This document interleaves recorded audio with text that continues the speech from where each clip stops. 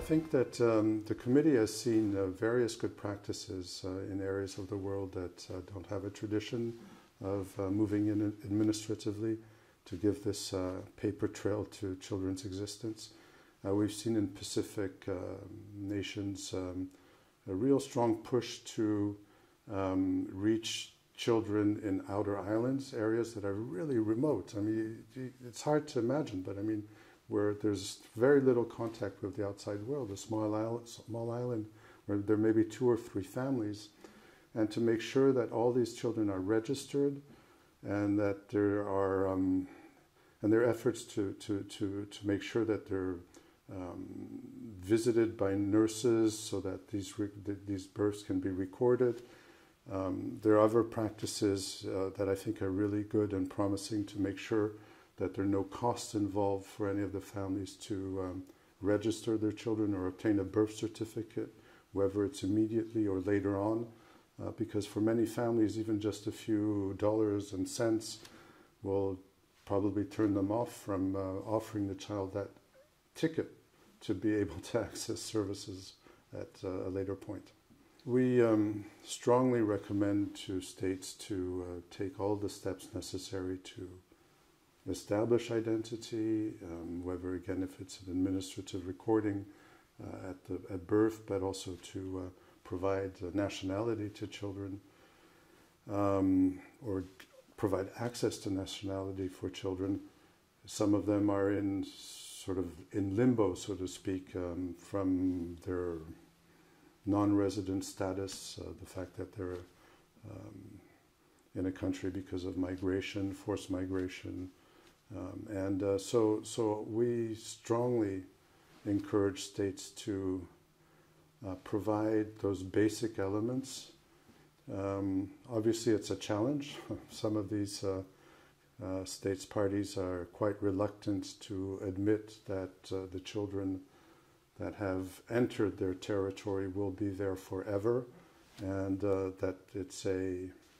not only common sense that they should be recognized as residents with a legal status,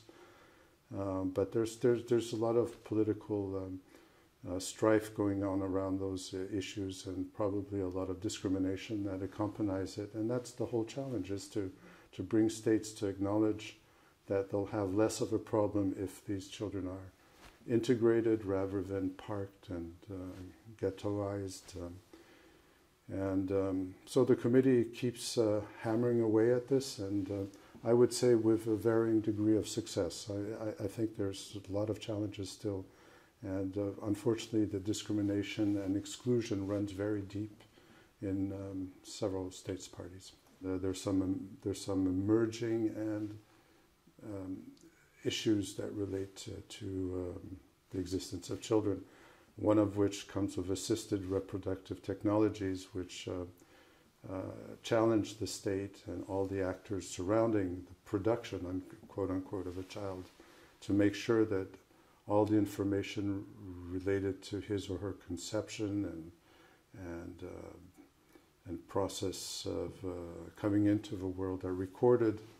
and which is akin to some of the challenges that resulted from harmonizing adoption practices also, making sure that a child moving from a country A to a country B preserved his or her identity, that when some of the features that were recorded were altered to facilitate, unfortunately, a lot of illegal adoption, all these things need to be not only corrected but preserved in different ways. And also these practices that are resurging to some extent of children, baby boxes, so what they're called, to make sure that there are mechanisms to, in some form or fashion, to gain as much information for each individual child that is abandoned and later on probably institutionalized, that some elements of his or her past will be preserved to the maximum extent possible, and not just acknowledge a dramatic event and close our eyes and move on. I mean, that those features that need to be preserved are absolutely essential for the child's well-being later on.